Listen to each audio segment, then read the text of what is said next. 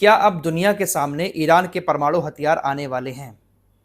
क्योंकि सन 2000 में लगाया हुआ अयातुल्लाह खामनेई का फतवा अब उनकी मौत के साथ ख़त्म हो चुका है। अयातुल्लाह खामनेई की मौत और उनके फतवे के ख़त्म होने के बाद शायद अब ईरान अपने परमाणु हथियार दुनिया को दिखा दे। क्या है ये पूरा मामला, इस पर डिटेल से बात करेंगे, लेकिन पहले अयातुल्लाह खामनेई की मौत की थोड़ी सी बात और कर लेते हैं। देखिए, पिछली वीडियो में ही मैंने इस बात का जिक्र किया था कि अयातुल्लाह खामनेई कोई खुली जगह में नहीं बैठे थे। अयातुल्लाह खामनेई का जो ऑफिस है वो किसी खुली जगह में नहीं है। हमले की चर्चाएं हो रही थी कि अमेरिका आज हमला करेगा, कल हमला करेगा, तो ऐसे में अयातुल्लाह खामनेई अपने आप को सुरक्षा दिए हुए थे। अयातुल्लाह खामनेई का जो ऑफिस है वो काफी गहराई में जमीन के अंदर बना हुआ है। ऊपर कंक्रीट की मोटी मोटी परतें हैं, जमीन है, उसके नीचे अयातुल्लाह खामनेई का ऑफिस बना हुआ है बंकर के अंदर। लेकिन इसके बावजूद भी इजराइल ने उस लोकेशन का पता लगाया और बंकर के अंदर मिसाइलें दागी।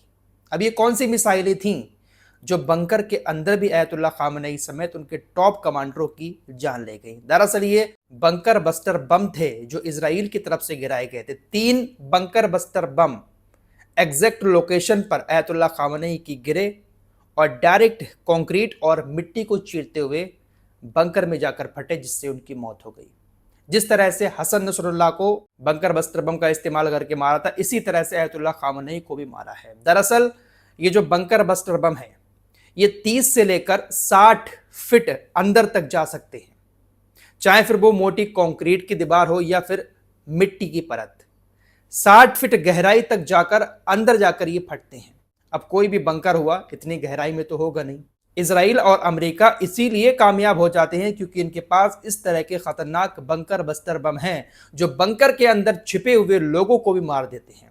बाकी ईरान जो इजराइल के ऊपर मिसाइलें छोड़ता है उसमें ऊपरी मंजिलें तबाह होती हैं। जमीन के अंदर जो बंकर बने हुए हैं उसमें लोग इजराइल के सुरक्षित रहते हैं। ये नेता लोग जो हैं इजराइल के, नेतन्याहू या इनके और जो चेले, वो सब के सब बंकरों में रहते हैं, इसलिए इनको कोई नुकसान नहीं होता है। ईरान ने इजराइल की राजधानी तेल अवीव में कल से लेकर अब तक जो मिसाइलें छोड़ी हैं उन मिसाइलों में तकरीबन 40 बड़ी बड़ी इमारतें पूरी तरह से क्षतिग्रस्त हो गई हैं, डैमेज हो गई हैं, और उसमें जो लोग रह रहे थे उनको निकाल कर दूसरे होटलों में शिफ्ट कर दिया गया है। तेल अवीव नगर पालिका की ये रिपोर्ट सामने आई है कि 40 इमारतें पूरी तरह से तबाह हो गई, जो बड़ी बड़ी इमारतें थी। तो ईरान की मिसाइलें जो हैं वो इस तरह से नुकसान पहुंचाती हैं, जबकि इनके जो बम होते हैं बड़े बड़े खतरनाक बंकर बस्तर बम, वो जहां पर भी गिरते हैं इंसान चाहे कितनी भी गहराई में छुपा हो उसकी मौत हो जाती है। फिलहाल अयातुल्लाह खामनेई की मौत के बाद दुनिया भर में जो शिया कम्युनिटी है वो सड़कों पर उतर कर प्रदर्शन कर रही है। दरअसल खबर पाकिस्तान से भी आ रही है। पाकिस्तान के अंदर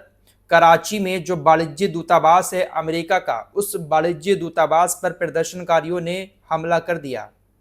सैनिकों ने गोली चलाई, 10 प्रदर्शनकारियों की मौत की खबर पाकिस्तान से आ रही है। इराक की राजधानी बगदाद से भी खबर आ रही है, वहां पर भी कुछ लोगों ने अमेरिका की एम्बेसी में घुसने की कोशिश की, लेकिन आंसू गैस के गोले छोड़कर उनको तितर बितर कर दिया गया। अयातुल्लाह खामनेई की मौत से पूरी दुनिया में हड़कंप है। खासकर मिडिल ईस्ट इस वक्त एक ऐसी जंग की चपेट में है कि जो लोग वहां पर हैं, किसी दूसरे देश में जाना चाहते हैं, वो लोग पूरी तरह से एयरपोर्ट पर फंसे हुए हैं। भारत से भी तमाम फ्लाइटों को कैंसिल कर दिया गया है। हमारे देश के भी बहुत सारे लोग मिडिल ईस्ट के अंदर काम करते हैं। अगर ऐसे ही जंग बढ़ती रही तो हमारे देश के लोगों को भी काफ़ी दिक्कतों का सामना वहाँ पर करना पड़ सकता है। फिलहाल अमेरिका इजराइल ने ये आग जो लगाई है इसका रिजल्ट अच्छा नहीं होगा। खामनेई का जो फतवा था उसकी तरफ आने से पहले आपको थोड़ी सी इन्फॉर्मेशन और दे देना चाहता हूँ।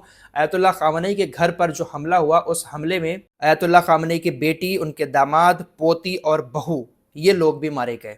इसके अलावा जो इनके बहुत खास कमांडर, जो परमाणु वार्ताकार भी थे, अली शमखानी, इजरायली हमले में मारे गए हैं। तो तमाम जो बड़े बड़े इनके अयातुल्लाह खामनेई के साथ कमांडर रहते थे, बंकर के अंदर ही मौजूद थे, उन सभी की मौत हो गई। राष्ट्रपति जो है ईरान के, वो बंकर में नहीं थे, वो कहीं और लोकेशन पर थे, इसलिए उनकी मौत नहीं हुई है। इजराइल ने सिर्फ उन्हीं लोगों को टारगेट किया जो लोग परमाणु प्रोग्राम में शामिल हैं।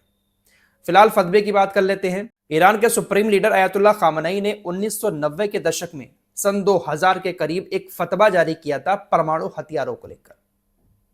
फतवे में यह कहा गया था कि देखिए, जो परमाणु हथियार होते हैं उसको बनाना, परमाणु हथियारों को बनाकर अपने पास रखना या फिर परमाणु हथियारों का इस्तेमाल करना, यह पूरी तरह से हराम है।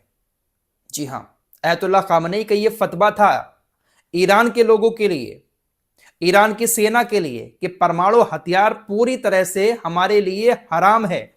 हम ना इसको बना सकते, ना इसको रख सकते हैं, ना हम किसी के ऊपर इसका इस्तेमाल कर सकते हैं। ये पूरी तरह से हराम है।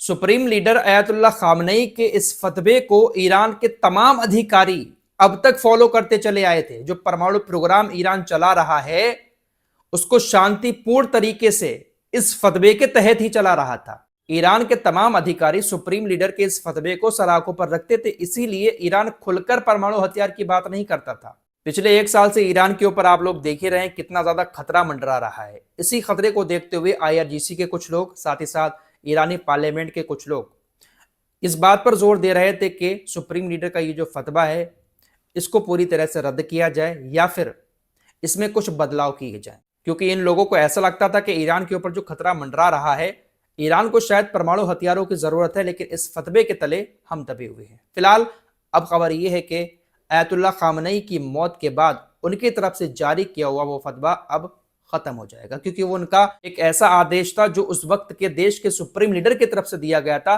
तो जब आदेश देने वाला ही अब नहीं रहा तो उनकी तरफ से जारी किया हुआ फतवा भी अब खत्म हो गया है। तो क्या अब ईरान अपने परमाणु हथियारों को खुलकर दुनिया के सामने पेश कर सकता है? क्या अब खुलकर ईरान परमाणु हथियार बनाकर अपने पास रख सकता है और समय आने पर अगर चाहे तो क्या उसका इस्तेमाल भी कर सकता है? फिलहाल अब तक ईरान जो परमाणु मामले पर यह कहता था कि हम परमाणु हथियार नहीं बना रहे हैं और ना ही हम इसका इस्तेमाल कहीं पर करेंगे, अगर बनाएंगे भी ये सिर्फ इसी फतवे की वजह से था। फिलहाल अब एक के बाद एक नई नई परतें खुलेंगी और बहुत सारी चीजें हमारे सामने आएंगी। दोस्तों, सऊदी अरब को लेकर भी एक बहुत बड़ी खबर चल रही है। अमेरिका का जो अखबार है वॉशिंगटन पोस्ट, वो एक बड़ा दावा कर रहा है कि कल जो हमला हुआ है ईरान के ऊपर उसमें अमेरिका भी शामिल है। उस हमले को करने के लिए सऊदी अरब के क्राउन प्रिंस मोहम्मद बिन सलमान ने पर्सनली 3 बार डोनाल्ड ट्रंप को कॉल किया और हमला करने के लिए उनको आगे बढ़ाया। वॉशिंगटन पोस्ट दावा कर रहा है कि सऊदी अरब के क्राउन प्रिंस मोहम्मद बिन सलमान ने ट्रंप को फोन करके दबाव डाला अयतुल्ला खामनेई के ऊपर हमला करने का और प्लानिंग को अंजाम दिया। अब इसमें कितनी सच्चाई है अल्लाह बेहतर जाने। यह खबर अमेरिकी अखबार की है। सऊदी अरब ने इस खबर को ना तो गलत बताया है और ना ही इस पर कुछ रिएक्शन दिया है। यह बात तो सच है दोस्तों, तमाम इस्लामिक देश ईरान के खिलाफ ही हैं। फिलिस्तीनी अथॉरिटी ने ईरान के हमलों की निंदा की है कि ईरान ने जो मिडिल ईस्ट में देशों पर अमेरिका के ठिकानों पर हमले किए उसकी निंदा फिलिस्तीनी अथॉरिटी ये महमूद अब्बास कर रहे हैं। इजराइल ने ईरान के अंदर घुसकर सुप्रीम लीडर को मार दिया, गर्ल्स स्कूल पर हमला किया, वहां पर 100 बच्चियां मारी गई, तकरीबन बहुत सारे बेगुनाह लोग मारे गए, उसकी निंदा दुनिया का कोई देश नहीं कर रहा है। फिलहाल इस रिपोर्ट में इतना ही। मिडिल ईस्ट पर हमारी नजर लगातार बनी हुई है। चैनल को सब्सक्राइब करके हमारे साथ जुड़ सकते हैं।